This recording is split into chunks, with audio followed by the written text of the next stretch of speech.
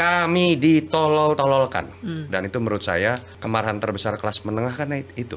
Ketika mereka merasa intelektualitasnya, rasionya, logikanya diinjak-injak. Pesan saya saat itu adalah, Pak Jokowi, ingatlah siapa yang sekarang mendorong-dorong Anda ketika Anda sudah tidak lagi berkuasa atau jelang Anda tidak lagi berkuasa, orang itu yang mungkin juga pertama akan meninggalkan Anda.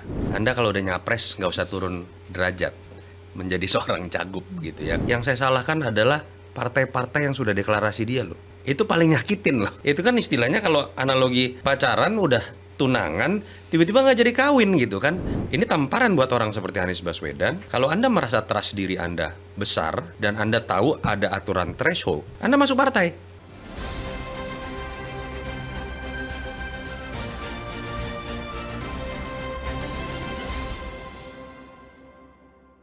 Halo teman-teman, ketemu lagi di podcast Si Paling Kontroversi. Masih bersama saya, Zilvia Iskandar. Dan kali ini kedatangan lagi narasumber yang juga sudah 2 kali ke Si Paling Kontroversi. Ada Direktur Eksekutif Carta Politika Yunarto Wijaya. Halo, Mas Toto, apa kabar? Kedua kalinya kabar Thank baik. you ya, kedua kalinya ya. Sudah jauh lebih baik dibanding yang Oh dulu. ya? Masa Iya sih? dong. Dulu Kan kenapa ya? Kemarin kan ceritanya kan dalam kondisi trauma, sakit hati. Oh iya, ditekan, diancam ya.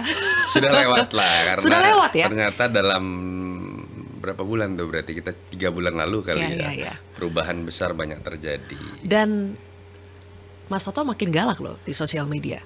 Enggak, sampai sekarang Twitter belum terlalu aktif, tapi memang di Instagram itu pun nge-repost doang kok. Oh, Artinya gitu, nge-repost bukan doang. kita yang membuat isunya, tapi isunya muncul dengan sendirinya, blunder datang dengan sendirinya, kita hanya mengamplifikasi. Aku lihat alias banget. provokator. Nah ini si paling provokator nih. Tapi ya provokatornya untuk sesuatu yang baik, memang Yes. why not gitu kan. Terutama pada saat rencana revisi Undang-Undang Pilkada. Ya, Di situ Mas Toto, wah aktif sekali itu. Bahkan sampai saya datang ke MK. ke MK. Ya. Melihat animo massa, seperti kita sudah lama tidak melihat massa itu turun ke jalan, apalagi banyak kelompok menengah ya kali Ya. ini yang turun ke jalan. Itu artinya apa? Demokrasi kita semakin buruk, semakin terancam, atau justru karena ada massa yang akhirnya turun, kita bisa melihat lebih ada harapan? Jadi sepertinya ada yang merasa terlalu percaya diri bahwa dalam kondisi sekontroversial apapun, kelas menengah tuh sudah mati suri.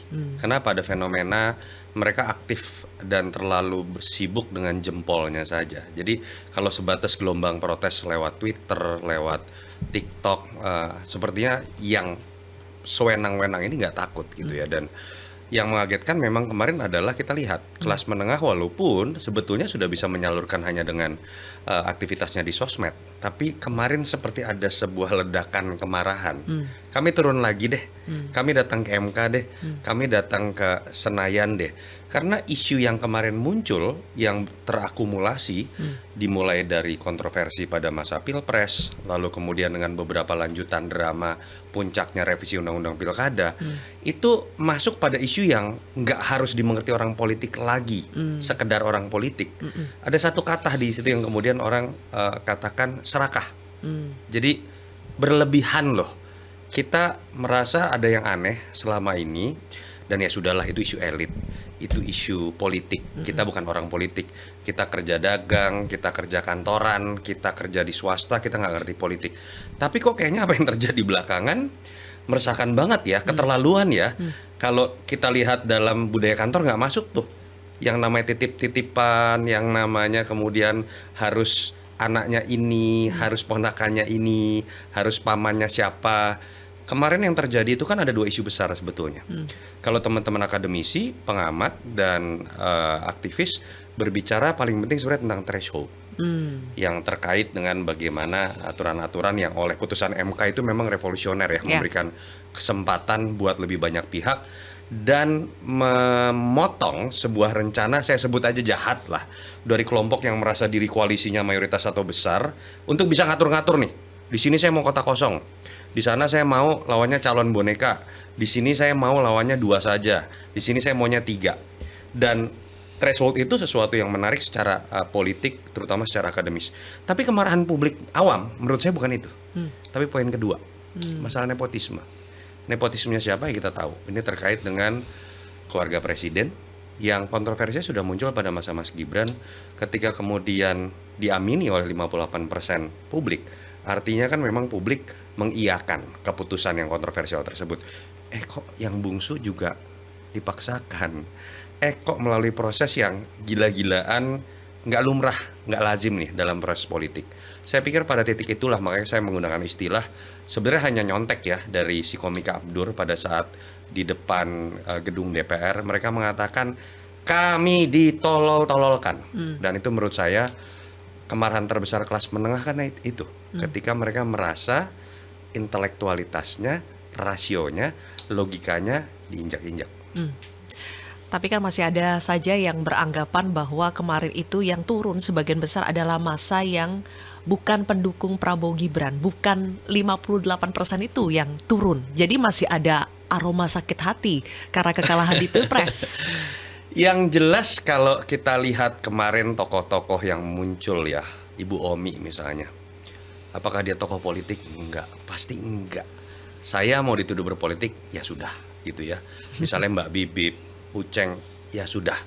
Tapi kita bicara Gunawan Muhammad, Bu Omi, dan tokoh-tokoh senior lain.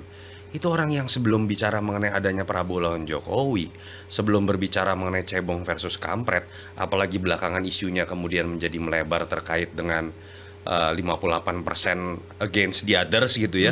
Mereka sudah punya kiprah besar buat Indonesia. Jadi yang saya lihat datang ke gedung MK, yang saya lihat datang naik di atas mobil untuk orasi, tokoh non politik seperti komika, seperti Reza Rahardian, seniman dan lain-lain, itu nggak punya kepentingan, nggak pernah jadi tim ses, nggak pernah dapat untung dalam pemilu.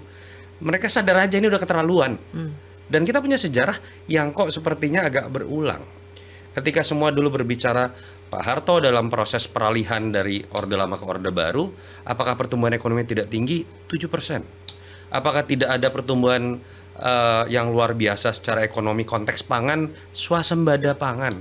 Apakah gedung-gedung dan infrastruktur tidak terbangun? Luar biasa. Tetapi ketika kemudian ada kesalahan mendasar terkait dengan isu KKN, kita lihat apa yang terjadi pada akhir-akhir periode Pak Harto. Kok mirip loh kira-kira gitu. Jadi kalau kemudian ada yang menggunakan justifikasi, kita jangan dong kemudian melupakan jasa dari Pak Jokowi yang lain. Misalnya terkait presiden ini berhasil 5% loh pertumbuhan ekonominya bahkan dalam kondisi sulit. Pak Harto 7%. Presiden ini berhasil membangun yang namanya infrastruktur besar-besaran loh. Pak Harto swasembada pangan. Infrastruktur pembangunan juga bahkan hampir disebut Bapak Pembangunan Nasional.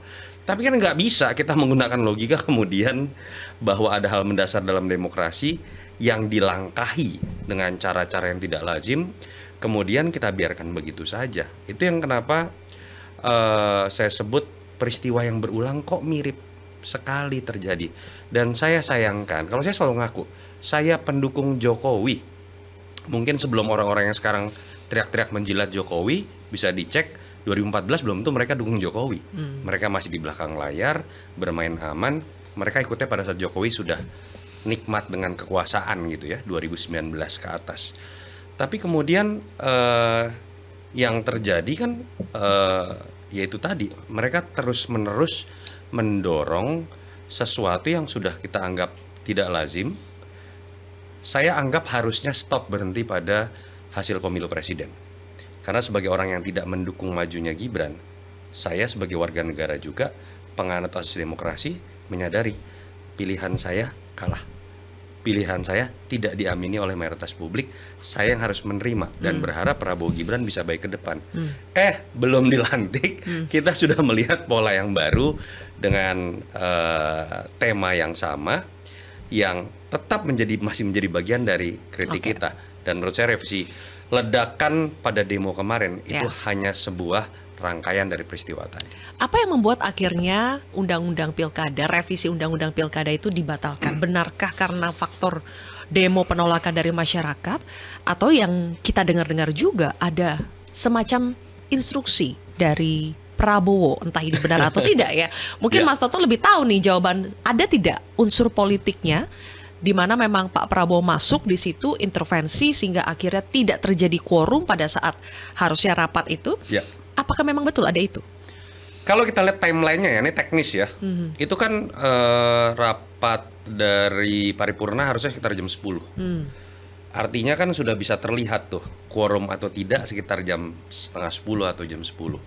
Dan yang kita dengar kan kemudian jadi menarik nih. Pada saat absensi pun partai penguasa, tanda kutip yang akan jadi penguasa, Gerindra, katanya cuma 10 orang yang datang gitu kan.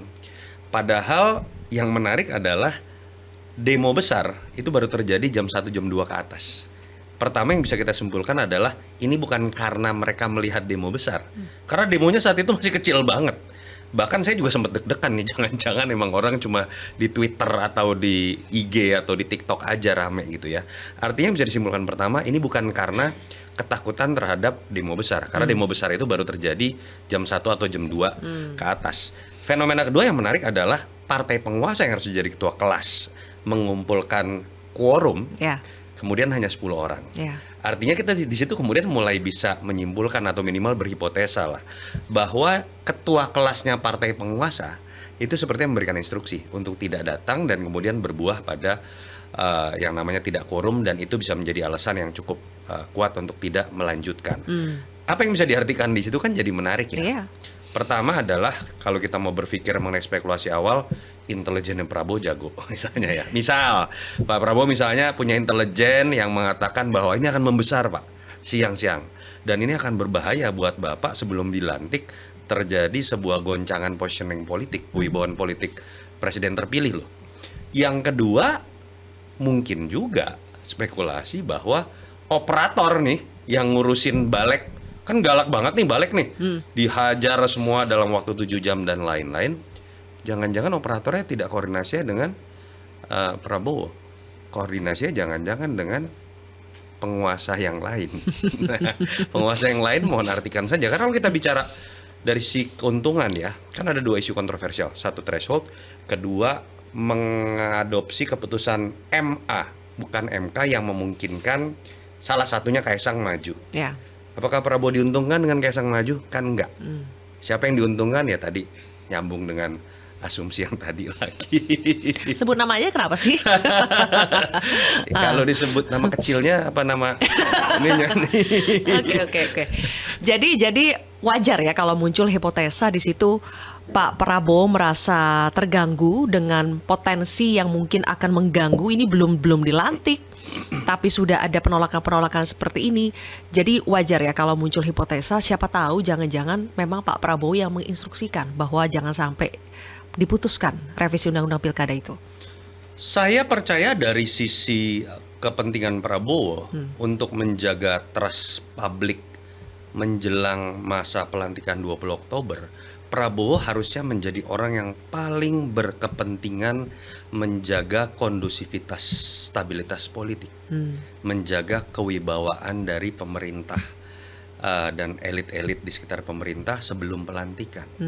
Yang logika itu sebetulnya harusnya itu juga ada pada diri orang yang ingin pensiun, karena itu akan masuk ke dalam logika legacy yang akan ditinggalkan, nama baik yang akan ditinggalkan.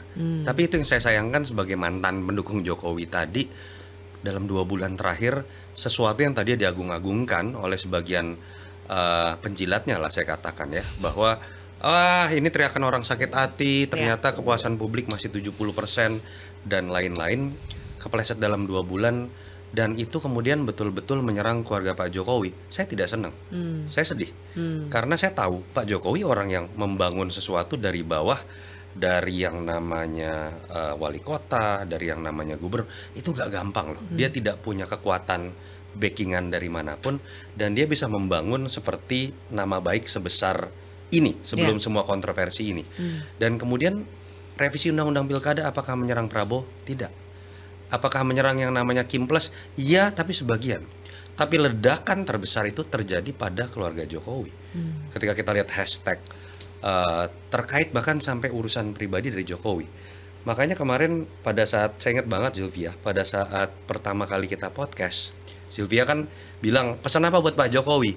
Pesan saya saat itu adalah, Pak Jokowi, ingatlah siapa yang sekarang mendorong-dorong Anda ketika Anda sudah tidak lagi berkuasa atau jelang Anda tidak lagi berkuasa, orang itu yang mungkin juga pertama akan meninggalkan Anda. Dan itu yang sekarang sedang terjadi, orang-orang yang memaksa atau mendorong atau kemudian meyakinkan Jokowi, Pak, anak sulung Anda aman, maju saja. Ketika menang kemudian, Pak, yang bungsu juga dimajukan, aman, tenang saja. Kita pernah mengalami situasi serupa. Apa pertanggungjawaban mereka? Ketika kemarin terjadi ledakan besar, mereka nggak akan mikirin. Karena mereka tahu Pak Jokowi akan pensiun.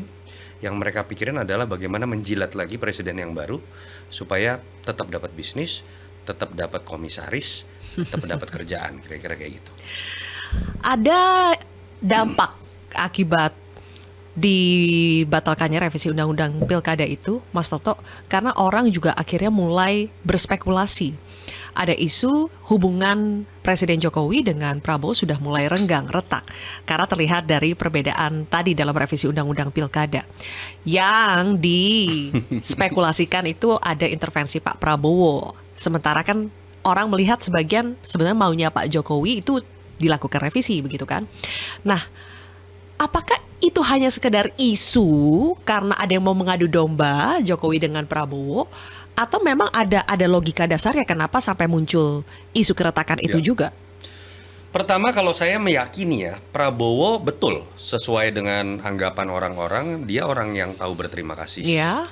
Dia orang yang patriotik, dia orang yang satria lah dalam memelihara komitmen. Dalam arti minimal kita bisa melihat kan, apalagi gaya seorang tentara, walaupun dia sudah menjadi presiden terpilih, tapi sampai 20 Oktober komandannya tetap namanya Jokowi. Paling tidak sampai 20 Oktober kita bisa melihat Prabowo akan ambil garis tegak lurus dalam konteks dia masih atasan saya. Nah, apakah kemudian serta-merta setelah 20 Oktober hari ini nih, Sylvia, itu muncul karena AI ini kan aneh-aneh ya. Konten AI itu kan mereka lagi salaman tiba-tiba berantem kungfu. Itu ada tuh kemarin hari ini. Tapi itu kan sebuah terjemahan. Ada baru hari ini kan. Dan itu kan sebuah terjemahan dari perbincangan gosip-gosip ngopi kayak gini nih yang kita udah sering dengar. Lihat aja 20 Oktober akan berantem.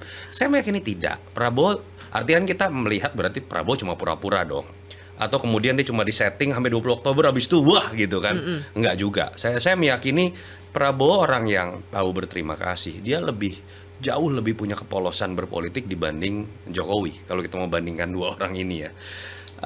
Tetapi apakah serta-merta ke depan sudah pasti akan berjalan beriringan? Poinnya adalah bukan kita membaca isi hati Prabowo atau isi hati Jokowi, tapi apakah sama-sama kedua belah pihak ini memahami porsinya masing-masing. Ketika ada salah satu pihak merasa bahwa dia tetap memiliki porsi besar dalam saham kekuasaan, notabene di sini adalah Jokowi, secara otomatis kalau Prabowo pengen jadi presiden yang baik, dia harus tolak. Ketika Prabowo ingin jadi presiden yang tidak tersandera, bisa akselerasi kebijakan, bisa menjalankan hak prerogatifnya, dia harus menolak itu. Makanya dari awal kan saya mengatakan, presidential club itu nggak mungkin dijalankan dengan tema yang dijalankan seperti 2 minggu sekali ketemuan dan lain-lain. Yang kedua, ide dari PSI misalnya mengatakan ada koalisi besar, di atasnya ada Jokowi. Wadai. Ini teori politik dan sistem tata negara yang nggak pernah ada di manapun gitu ya. Jadi menurut saya tetap akan ada di sini. Jadi masalah harmonisasi antara hubungan Pak Jokowi dengan Prabowo, simple jawabannya.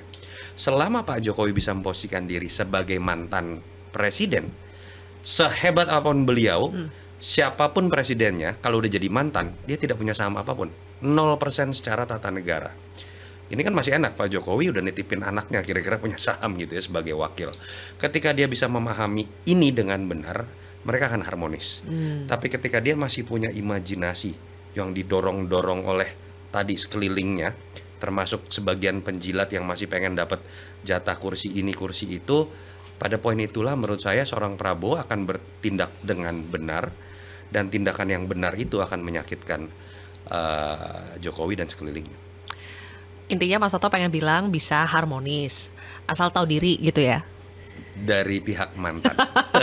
Pacaran juga gitu kan. Boleh temenan. Boleh. Tapi kan tidak melampaui batas-batas seakan-akan Anda masih jadi pacarnya. Dia kan kira-kira simpel aja kayak gitu. Tapi sepertinya Pak Prabowo sudah dengar ya bagaimana orang itu membicarakan, mungkin orang itu mengatakan Pak Jokowi itu sering intervensi atau sering titip-titip lah. Makanya sampai Pak Prabowo itu dalam acara salah satu partai politik mengatakan, Ya. Pak Jokowi itu nggak pernah kok kasih nitip ini, nitip itu. Itu pembelaan karena ingin menyelamatkan mukanya Presiden Jokowi atau memang itu tulus? Memang Pak Jokowi sepertinya bukan model yang titip-titip seperti itu. Di satu sisi saya melihat ini kan sebuah kebutuhan. Prabowo harus menunjukkan ada kondusivitas. Sama seperti ketidaknyamanan ada demo revisi Undang-Undang Pilkada. Kalau dia terlihat di depan juga dengan koalisi Kim Plus-nya termasuk hubungannya dengan Presiden Jokowi sudah tidak baik, itu akan jadi sebuah cacat sebelum dia dilantik. Jadi menurut saya dia harus mengambil posisi seperti itu. Yang kedua, saya juga meyakini Pak Prabowo orang yang memang tadi saya sebutin istilahnya lebih polos secara politik dibanding Pak Jokowi gitu ya. Saya meyakini masih ada trust yang coba dibangun oleh Prabowo bahwa tidak akan ada intervensi. Tapi ingat loh, perasaan diintervensi atau tidak itu hanya bisa terasa ketika dia sudah berkuasa. Kalau sekarang itu kan dia tidak berkuasa, apa yang mau diintervensi? Sehingga semuanya masih berupa sebuah diskusi, sebuah narasi. Ketika tapi kemudian dia memegang hak prerogatif, dia harus memilih menteri, dia bisa memecat menteri, dia bisa mengevaluasi siapa saja, dan di situ kemudian ada sebuah upaya intervensi, itu sebuah gangguan. Saya berharap tidak ada. Kami sebetulnya sudah mendengar beberapa orang yang dalam partai politik lah ya, dan juga Mas Toto ini yang mengatakan sama, Pak Prabowo itu polos. Nah, ada juga sebetulnya yang khawatir kepolosan Pak Prabowo itu akhirnya disalahgunakan lah. Entah itu oleh penguasa sebelumnya atau oleh orang-orang di sekitarnya. Ya namanya kan mungkin ada saja potensi penjilat di mana-mana begitu kan. Menurut Mas Toto, dengan Mas Toto sudah pernah bicara empat mata dengan Pak Prabowo, pasti bisa menilai Pak Prabowo. Apakah Pak Prabowo ini dengan kepolosannya itu nanti ketika sudah menjadi presiden, beliau akan mahir untuk membaca, menilai orang-orang yang punya niat tulus atau tidak kepada dirinya? Ya paling tidak kita nggak bisa anggap enteng sebelah mata Pak Prabowo ya dengan segala macam istilah polos. Buat saya Prabowo itulah sudah terbiasa lahir dengan kekuasaan. Ayahnya Prof. Sumitro bagian dari kekuasaan begawan mau dari sisi intelektualitas ataupun kekuasaan. Ketika dia menikah dia menjadi bagian dari kekuasaan terbesar yang pernah ada di Indonesia. Ketika dia masuk tentara dia sudah levelnya menjadi legend. Dia sudah mengerti tahapan itu ya, dan dia maju kan keempat kalinya gitu ya. Dia pernah di Golkar, dia bikin Gerindra, dia pernah cawapres, dia pernah capres. Menurut saya dia sudah punya insting kuat tentang sebuah permainan kekuasaan. Cuma problemnya memang kalau saya coba bandingkan antara Pak Jokowi dengan Pak Prabowo, yang satu manusia mikro banget nih. Yang satu manusia empiris, karena mungkin memang bukan membaca buku, mau tidak mau ilmunya itu di lapangan. That's what we call by street smart, kekuatan Pak Jokowi. Yang menyebabkan juga akhirnya jadi kelemahan juga ya. Karena ketika dia bacanya hanya faktor empiris, dia nggak punya paradigma. Dia terlalu cair gitu, bisa kemana-mana gitu kan. Seperti apa yang kita lihat sekarang. Pak Prabowo kebalikannya. Pak Prabowo ini orang yang punya paradigma kuat. Makanya menerjemahkan Prabowo kan lebih mudah dibandingkan dengan Jokowi ketika berbicara policy atau kebijakan. Dia cenderung nasionalis.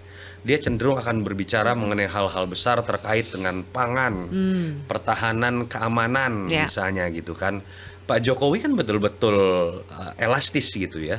Jadi dalam konteks itu saya melihat Pak Prabowo problemnya bukan tentang insting politiknya, tetapi lebih kepada dia jangan sampai karena pemikiran yang makro, tapi hal-hal yang sifatnya ad hoc atau kemudian kasuistis itu dia supin gitu ke orang. Saya takut apa yang terjadi pada revisi Undang-Undang Pilkada kemarin itu juga salah satu contoh kelemahan Pak Prabowo. Dia supkan itu kepada orang yang dia percaya dan kemudian dia tidak mengikuti setiap prosesnya, dan yang terjadi adalah hal yang tidak dia inginkan. Itu yang ini sebatas lebih ke arah masukan konstruktif sih kepada Pak Prabowo, yang menurut saya kelemahannya ada di sisi itu. Oke, kita pindah topik Mas Toto ke pilkada ya sekarang. Ya. Ini benar-benar setelah revisi undang pilkada itu tidak jadi, akhirnya kita bisa melihat putusan MK lah yang dijalankan oleh KPU. Sekarang kita masuk ke pilkadanya. Pilkada 2024, kalau testimoni aku lah ya secara pribadi sebagai wartawan itu banyak kejutan. Ya. Salah satunya adalah tidak majunya Anies Baswedan. Mau itu di Jakarta, mau itu di Jawa Barat yang sempat kita duga masih ada peluang gitu ya. Kenapa? What's wrong dengan Anies? Bener dia dijegal? Atau hokinya udah luntur nih ya? Atau apa nih Mas Toto? Kita harus fair ya, kita lihat dari dua kacamata. Mengejutkannya harus dari dua sisi nih. Aha. Mas Anies maju menjadi gubernur pun itu menurut saya juga mengejutkan. Kalau orang yang pakai pendekatan kacamata, Anda kalau udah nyapres nggak usah turun derajat menjadi seorang cagup gitu ya. Karena bangun saja sebuah jaringan politik, infrastruktur politik sesuai dengan level ketika Anda pernah bertarung. Artinya Anda bangun partai kah, Anda bangun ormas kah, untuk memelihara investasi politik Anda capres. Ketika kemudian masuk menjadi cagup, nggak salah juga orang mengatakan, lu gila kekuasaan banget sih. Kok yang penting punya jabatan? Itu satu sisi. Tapi yang kedua kan sisi yang tadi Zilvia sebutkan, kacamata yang kedua. Bahwa dengan investasi politik dia yang sudah diterima sebagai peringkat kedua di Pilpres, harusnya kasihlah kesempatan dia untuk kemudian bisa berkontribusi. Karena paling tidak di Jakarta lah, karena memang dia di Jakarta kan baru sekali gitu ya. Nah, kalau masuk pada logika itu, kenapa dia gagal? Sebenarnya menurut saya jangan disalahkan Mas Aniesnya dulu, atau jangan disalahkan PDI Perjuangannya dulu yang terakhir kemudian tidak jadi, atau langsung menyalahkan misalnya Kim Plusnya dulu. Saya harus fair ya. Yang saya salahkan adalah partai-partai yang sudah deklarasi dia loh. Itu paling nyakitin loh. Itu kan istilahnya kalau analogi pacaran udah tunangan tiba-tiba nggak jadi kawin gitu kan. Kan kalau pihak-pihak yang lain memang nggak pernah janji mau pacarin Anies atau kemudian janjikan Anies untuk nikah gitu ya. Tapi kan ini kan terjadi karena ada partai, boleh sebut nggak? Sebut aja. Boleh kan? Oh ya, boleh ya teman-teman ya. Salah satunya Nasdem, lalu PKB walaupun masih ada di level DPW. Nasdem itu Bang Surya Paloh yang tiba-tiba sudah, saya kaget juga Bang Surya Paloh deklarasi karena sebelumnya Bang Surya kan sudah dengan Pak Prabowo datang ke rumahnya menyatakan akan bergabung ya. Itu yang menurut saya menyebabkan keriuhan terjadi. Anies kemudian harus cari calon pengantin baru, calon pengantin yang tersisa, yang selama ini kan dianggap paling nggak nyambung nih dari sisi kesamaan macam-macam PDI Perjuangan gitu akhirnya kan. Sementara kalau dari Kim, kalau kita bicara Jokowi, Prabowo, bukan hal yang aneh. Andai kata mereka tidak menginginkan Anies maju karena sejarah politiknya memang berseberangan. Pak Prabowo pasti punya kepentingan kalau bisa sosok yang akan jadi saingan dia lagi di 2029 tidak maju. Itu hal lumrah dalam konteks pertarungan penentuan calon dan jegal-menjegal dalam pilkada begitu ya. Yang saya tanyakan kan adalah kenapa sih 3 partai yang harusnya udah pasti menang dulu bareng-bareng sama Anies di Pilpres menyatakan menarik dukungan. Di situ baru kita bisa masuk ke dalam logika kekuasaan yang lebih tinggi. Jangan-jangan memang ada tawar-menawar dan politik menyandera. Anda nggak jadi masuk ya ke dalam kabinet saya kalau dukung si Anies. Anda ingat loh, ada masalah hukum di belakang misalnya. Kan itu yang kemarin kita bahas terkait dengan politik menyandera, baik dalam konteks reward ketika memberikan menteri, atau dalam konteks punishment melakukan politisasi hukum. Nah kalau terkait dengan PDI Perjuangan, kenapa berujung pada tidak mencalonkan Anies? Saya tuh hari Sabtunya ketemu Anies loh di DPD. Teman-teman PDI itu memang ngeledekin lah pokoknya. Rumah lu dekat kan di kantor DPD Kelapa Gading, datang dong kita pengen lihat rekonsiliasi sama Anies. Saya bilang emang nggak ada masalah. Ketemuanlah saya dengan Mas Anies, ada sempat fotonya kesebar juga. Saya ngobrol, walaupun kalau ditanya saya tetap lebih pengen Ahok, pilihan pribadi ya. Tapi buat saya pilihan Anies juga menarik.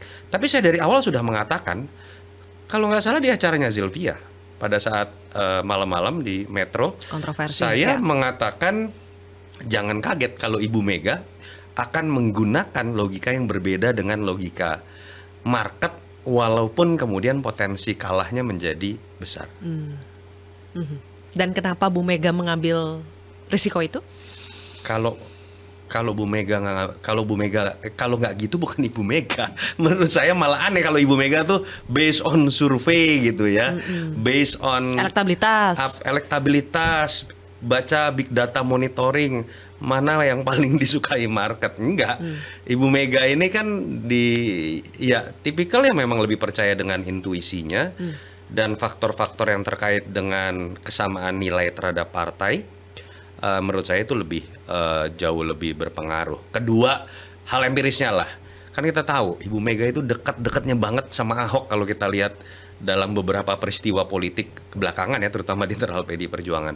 Dan saya meyakini Ahok tetap dalam konteks itu tidak akan menempatkan Anies sebagai pilihan buat PDI di Jakarta. Jadi bisa dibilang begini ya, Mas Toto. Sebetulnya yang mendorong Anies atau menyodorkan nama Anies ke Bu Mega itu elit-elit lah, DPP. Tapi keputusan terakhir kita tahu ada di Bu Mega. Ya. Dan memang Bu Mega dari awal itu tidak memilih Anies. Pertama menurut saya bukan elit saja ya. Sebenarnya suara mendukung Anies itu bottom up. Itu saya harus akui. Kalau Zilvia kulik lebih dalam itu sempat nyebar yang namanya dukungan level DPC. Ya. DPC Jakarta Barat, DPC Jakarta Utara, saya lupa atau Jakarta Pusat. Tapi itu menyatakan ingin mendukung Anies Baswedan, wakilnya Charles Honoris lah sebagai wakil saat itu. Artinya memang dorongannya dari bawah. Karena sebetulnya teman-teman PDI Perjuangan setahu saya belakangan ya setelah Pilpres di level DPRD-nya juga baik-baik saja dengan Anies Baswedan. Tapi dari awal saya udah menduga juga Ibu Mega ini tidak mudah dalam konteks menerima sosok yang dianggap pernah berseberangan berhadapan-hadapan dengan partainya dan bertarungnya tuh pada isu yang sifatnya prinsipil, isu ideologis, isu sara.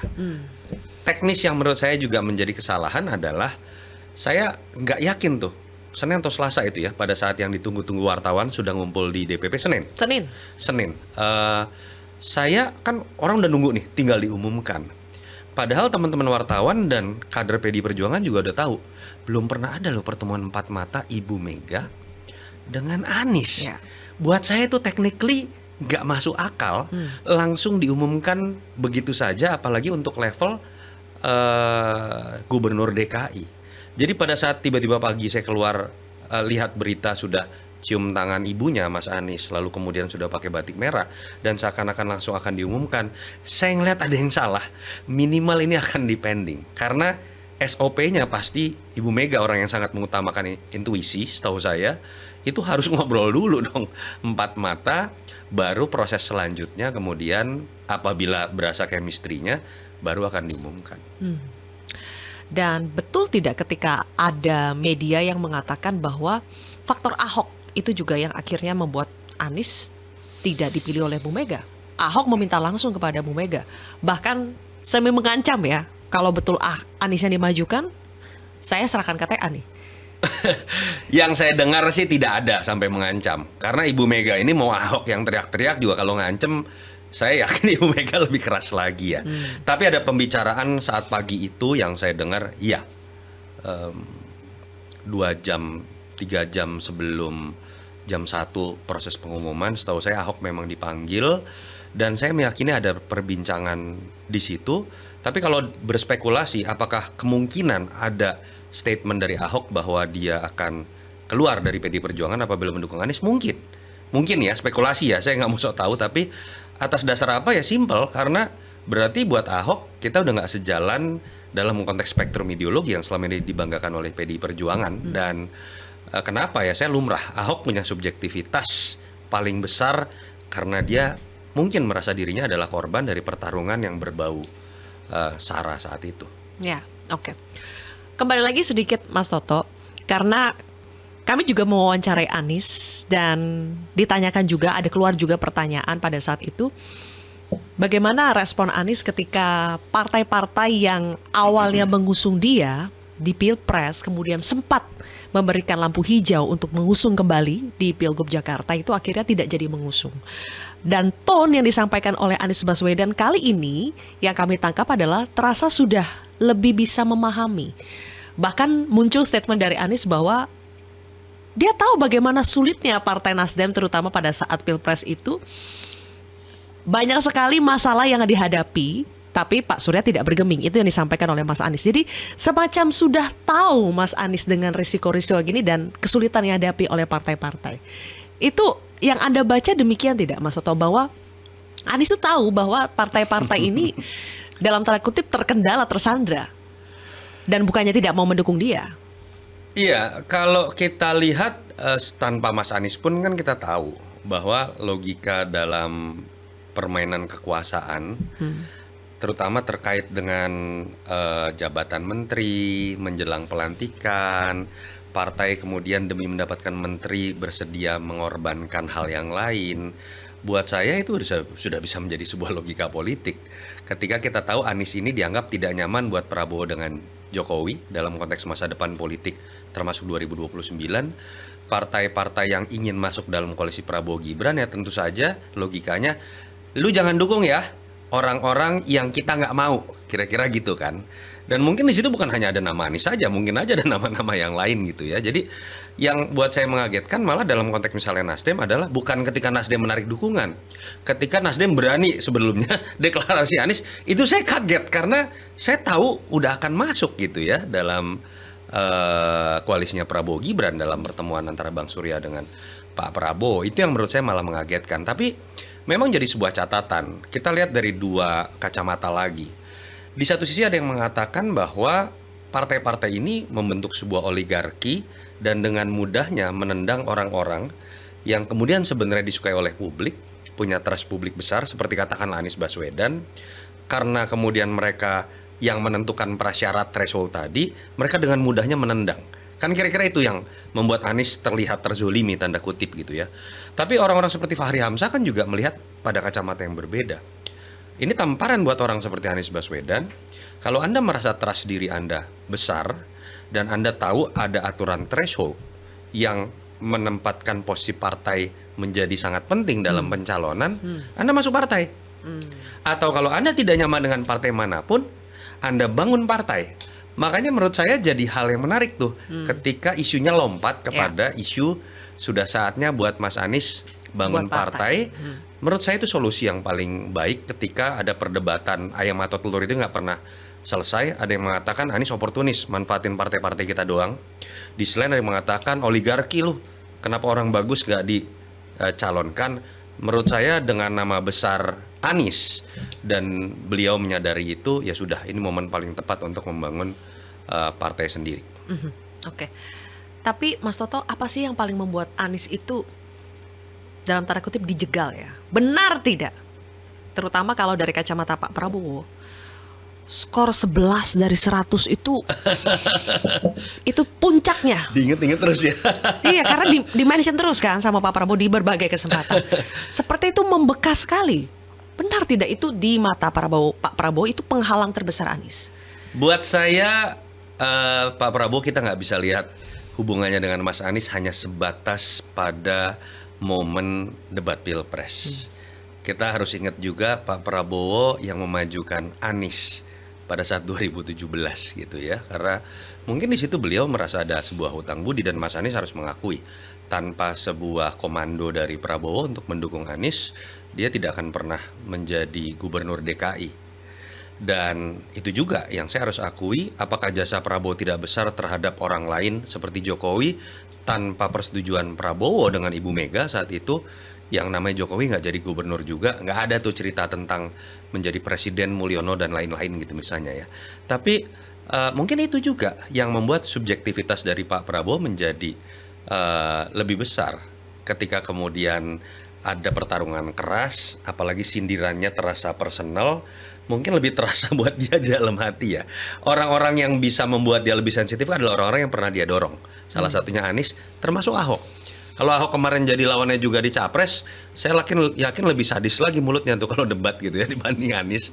Dan mungkin Pak Prabowo sakit hatinya juga lebih gede lagi karena dia merasa punya jasa terhadap Ahok gitu. Jadi tetap ada sisi itu, tetapi dalam konteks penjegalan, saya melihat ya biar bagaimanapun memang Anies ini dianggap adalah potensi untuk 2029. dan kehadiran dia menjadi cagup DKI lagi. Ini nih jeleknya DKI ya Zil ya. Semoga sekarang putus mata rantai nih. Menurut saya jelek sekali akhirnya jabatan di DKI, apa DKJ atau apapun namanya sekarang, itu akhirnya jadi sebuah cerita untuk lompat jadi capres. Karena dicontohkan oleh Jokowi, karena dicontohkan oleh Anies, orang sekarang akhirnya melihat pertarungan DKI sama dalam konteks loncatan menuju 2029. Makanya saya berharap yang menang di Pilkada DKJ ini bukan orang yang punya ambisi untuk 2029. Boleh nebak kan berarti kan kira-kira siapa yang menang kan. Tapi bukan yang independen ya, karena menurut saya yang independen itu bohong-bohongan lah, udahlah itu. Oke, kemana arah dukungan dari pendukungnya Anies? Menurut Mas Toto akan lebih cenderung ke RK Suswono atau Pramono Rano? Basis dukungan Anies terbesar kalau bicara cross tabulasi partai itu kan PKS. Paling solid pun PKS. Di situ ada Suswono. Tapi ada fenomena menarik nih. Pihak yang dianggap paling menggagalkan Anies itu adalah Kim Plus juga. Skenario menggagalkan Anies itu kan dimulai dengan asumsi bahwa Ridwan Kamil ini disuruh lawan kota kosong saja atau lawan calon boneka saja. Yang verifikasi satu tidak lolos, tiba-tiba lolos, kita tahu lah gitu ya. Dan di situ Anies akan dijegal, diasumsikan akan dijegal, dan itu kemudian terjadi. Jadi menurut saya rasa sakit hati ini juga muncul di sebagian basis pemilih PKS, yang mungkin sebagian diantaranya kalau kita bicara DKI ya, merasa Anies lebih besar dibandingkan partainya. Tanda kutip, bukan kader ya, kita bicara pemilih nih. Merasa Anies sudah lebih besar karena ikatan emosional pada saat maju Pilpres itu besar loh. Ya. Simbol perlawanan Ya. pada saat PKS menjadi 10 tahun oposisi itu ada di sisi Anies. Nah, itu yang menurut saya menjadi menarik ketika kemudian Pramono Anung dengan Sidul, dua-duanya merah loh. Ya. Tapi nuansanya nggak merah-merah banget. Beda dengan kalau misalnya Edi Prasetyo misalnya, atau kita bicara kader-kader lain yang memang Eriko Sotarduga, Masinton Pasaribu kalau Jakarta, Putra Nababan. Mas Pram betul sosok yang lama banget sudah bahkan sekjennya PD Perjuangan, tapi kan belakangan orang ngelihat dia malah sebagai orang Jokowi. Tanda kutip sisi teknokratnya lebih kelihatan, dan hubungan dia dengan semua partai itu bagus. Yang kedua, bukan Rano Karno, Sidul. Dul itu milik Jakarta, Ya. Jakarta kalau tanda kutip orang bilang gitu ya. Dan itu yang menyebabkan menurut saya ketika dua sosok yang dimajukan, kita tahu surveinya rendah sekali, tanda kutip ya. Menurut saya jangan-jangan alasannya adalah itu. Ketika terlalu merah, ketika Ahok yang dimajukan, surveinya tinggi, tapi segmennya terbatas, akan mentok di angka tertentu. Tapi ketika bicara Pramono Anung, kemampuan dia bernegosiasi di level elit, di level influencer, di level orang-orang yang dianggap berpengaruh, itu sangat besar. Karena dia agak borderless, apalagi dengan kapasitas dia sebagai sekap. Di level bawah, ada yang namanya Sidul. Mau masuk ke Betawi, ke Tionghoa, ke Jawa, ke Sunda, Dul itu milik bukan hanya Jakarta, bahkan ditonton dengan rating tertinggi seluruh Indonesia ya gitu ya. Walaupun PR tuh menurut saya, orang taunya bukan Rano Karno. Rano Karno yang tahu cuma sampai umur kita sih terakhir. Coba tanya umur lu sama lah. Masih nonton Yesi Gusman masih tahu pasti. Dia pura-pura muda. Bapak-bapak di sini tahu nih. Tapi itulah kekuatan buat Sidul yang jangan-jangan bisa menjadi efek kejut. Karena kan masih jadi pertanyaan nih.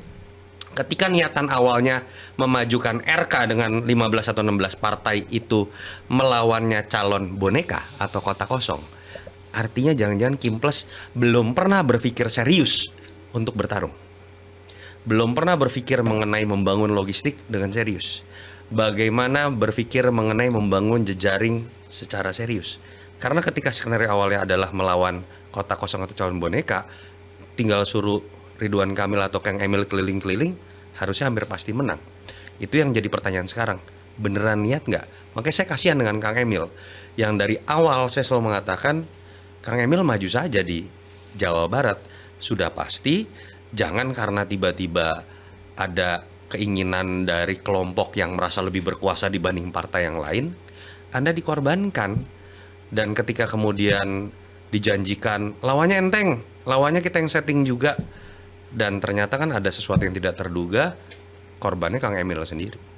Jadi nggak akan menjadi perlawanan mudah ya antara RK Suswono dengan Di atas kertas surveinya Pram mungkin Rano. sekarang beberapa kali lipat. Iya. Karena Kang Emil itu tingkat pengenalannya sudah 90% lebih. Mas Pram ya, hitungan saya paling hanya belasan. Sekarang mungkin sudah puluhan persen semenjak pendaftaran. Bang Dul yang mungkin pengenalannya sudah tinggi. Tapi ruang kemudian untuk bisa membuat efek kejut, asal pengenalannya bisa dikejar dalam waktu sisa 2,5 bulan, menurut saya ini akan jadi pertarungan yang menarik. Dan apakah Pramono Rano itu harus berjuang untuk bisa mengambil simpati dari pendukungnya Anies dan juga basis pendukungnya Ahok? Iya, memang bacaannya gitu ya, karena pemilih di Jakarta ini terlanjur mengkristal dari yang namanya pertarungan yang keras sekali 2012, 2017, lalu isu mengenai siapa yang akan menjadi calon. Itu kan semua jadi tontonan publik tuh, terasa seru gitu ya. Dan itu mengkristalnya adalah pada pilihan Ahok atau Anies. Jadi mau tidak mau, kalau bicara dalam shortcut dalam waktu cepat, bagaimana menggapai komunitas besar, bukan lagi komunitas-komunitas yang namanya A, B, C, D, F, G, tapi anak abah sama Ahokers. Menariknya, mereka berdua ada dalam kondisi yang kalau tidak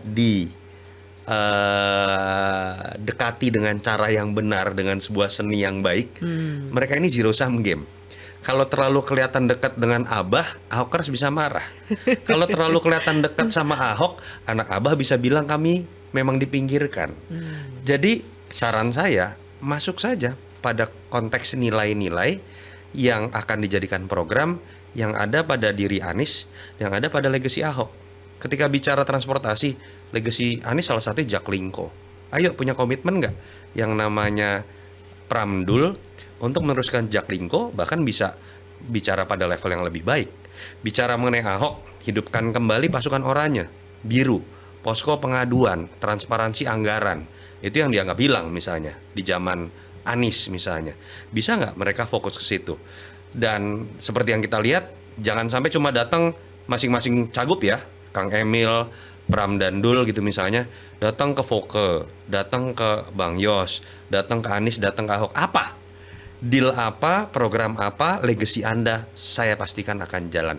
Siapa yang bisa menjalankan itu dengan konkret, menurut saya punya potensi menang. Ya, kita sudah lihat bagaimana Ahok hadir dalam proses pendaftaran Pramono dengan Bang Dul. Itu kan bisa dibilang sudah semacam bentuk endorsement ya, Mas Toto ya. Tapi kita belum menyaksikan, ketemu pas-pasan katanya ada pada saat acara Car Free Day antara Anies dengan Ya. Pramono Dul. Tapi apakah akan menjadi dahsyat efek untuk mendongkrak elektabilitas Pramono Dul kalau ada endorsement dari Anies secara langsung pada mereka? Menurut saya sih tadi loh Zil, ini nggak mudah merumuskannya. Kan sempat ada isu ketua tim ses adalah Anies. Kalau saya bilang kalau ketua tim ses Anies, Ahokers pasti kabur gitu ya. Apakah kemudian semua anak abah juga udah pasti milih? Belum tentu juga. Kita nggak bisa ngelihat pemilih Jakarta itu bebek yang digembalakan oleh gembalanya gitu. Saya nyemplung ke sungai, semua ikut nyemplung ke sungai, ya enggak. Warga Jakarta tidak secita-cintanya pada orang itu gitu. Jadi saya lebih melihat, ayo dong cari titik tengah. Jangan kita jerumuskan juga pertarungan di Jakarta itu kayak demokrasi kultus. Itu kerusakan dari Pilpres kemarin. Menunggu arahan Pak Jokowi, tegak lurus kepada Pak Jokowi itu saya bilang gimana sekolah tinggi kok jawabannya seperti itu gitu ya. Jakarta juga jangan gitu. Kita kemudian menduga-duga Anies akan kemana, Ahok akan kemana, dan kemudian seakan-akan semua pemilihnya itu akan jadi bebek seperti kegilaan yang terjadi pada Pilpres kemarin. Jadi, dan saya meyakini Mas Anies juga menyetujui itu. Dan Mas Anies saya meyakini bahwa yang paling penting buat dia adalah kalau misalnya siapapun yang terpilih ya, mau Emil atau Pram Endul, dia bisa berkomitmen meneruskan legacy dia.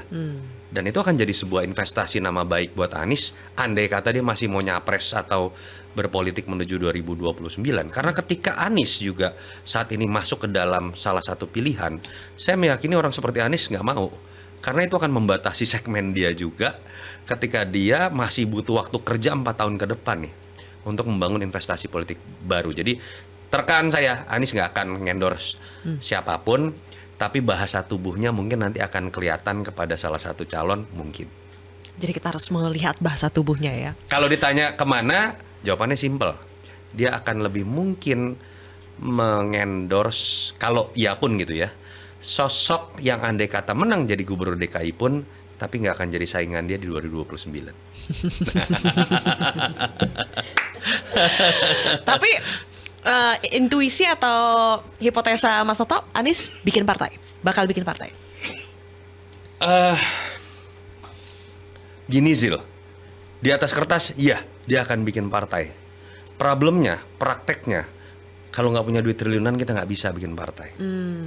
Kita tahu tuh yang namanya syarat sampai kecamatan, berapa persen punya kantor, itu kalau nggak triliunan nggak bisa gitu ya. Makanya nggak ada tuh tokoh terkenal mau sehebat apapun itu bisa bikin partai. Yang bikin partai pasti orang kaya kok. Coba deh sebutin deh, mention it gitu ya, kecuali partai-partai lama gitu ya. Indonesia masih seperti itu. Jadi saya merasa analisis Mas Anies sendiri mungkin dia harus mulai mendirikan partai. Tapi apakah pasti akan menjadi sebuah partai? Problemnya bukan di sebuah visinya, tapi lebih kepada apakah secara teknis nanti akan memenuhi syarat atau tidak secara logistik, kira-kira seperti itu. Ujung-ujungnya ya. Oke, Mas Toto, terima kasih banyak. Thank you, ya. Wah, Sylvia, udah sama-sama. mau berapa nih? Sejam kita ngobrol-ngobrol. Thank Thank you. you. Tetap bersuara seperti biasa ya. Seru melihat Mas Toto. Sudah tidak ini ngumpet lagi kok. Kalau berisik di sosial media tuh seru melihatnya. Ya, thank you. Thank you, Zil. Dan Sama-sama. mudah-mudahan iklim demokrasi kita, apapun rintangannya ya, ke depan kita bisa hadapi sama-sama ya. Thank you, Mas Toto. Sama-sama. Teman-teman, demikian akhir dari Si Paling Kontroversi. Kita jumpa lagi di episode berikutnya. Dah.